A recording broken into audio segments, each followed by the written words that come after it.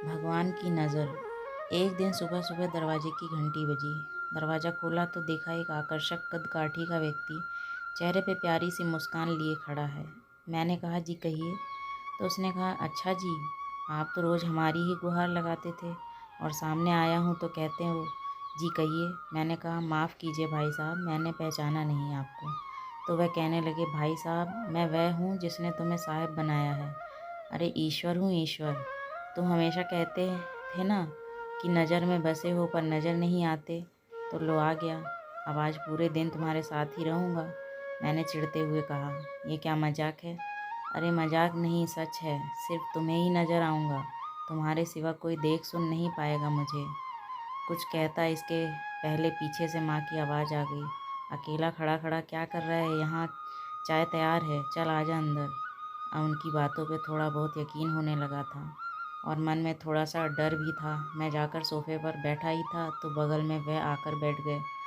चाय आते ही जैसे ही पहला घूंट पिया, मैं गुस्से से चिल्लाया, अरे माँ, ये हर रोज़ इतनी चीनी?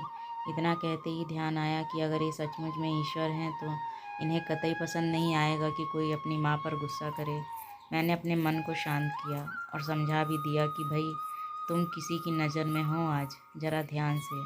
बस फिर मैं जहाँ जहाँ वह मेरे पीछे पीछे पूरे घर में। थोड़ी देर बाद नहाने के लिए जैसे ही बाथरूम की तरफ चला तो उन्होंने भी कदम बढ़ा दिए। मैंने कहा, प्रभु यहाँ तो बख्श दो। खैर नहाकर तैयार होकर मैं पूजा घर में गया। यकीनन पहली बार तन्मयता से प्रभु का वंदन किया, क्योंकि आज अपनी ईमानदारी जो साबित करनी थी। फिर ऑफिस के लिए निकला। अपनी कार में बैठा तो देखा बगल में महाशय पहले से ही बैठे हुए हैं। सफ़र शुरू हुआ तभी एक फ़ोन आया और फ़ोन उठाने ही वाला था कि ध्यान आया, तुम किसी की नज़र में हो।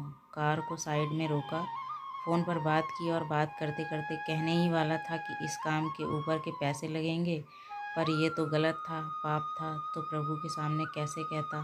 तो एकाएक ही मुंह से निकल गया, आप आ जाइए, आपका काम हो जाएगा आज। फिर उस दिन ऑफिस में ना स्टाफ पर गुस्सा किया, ना किसी कर्मचारी से बहस की।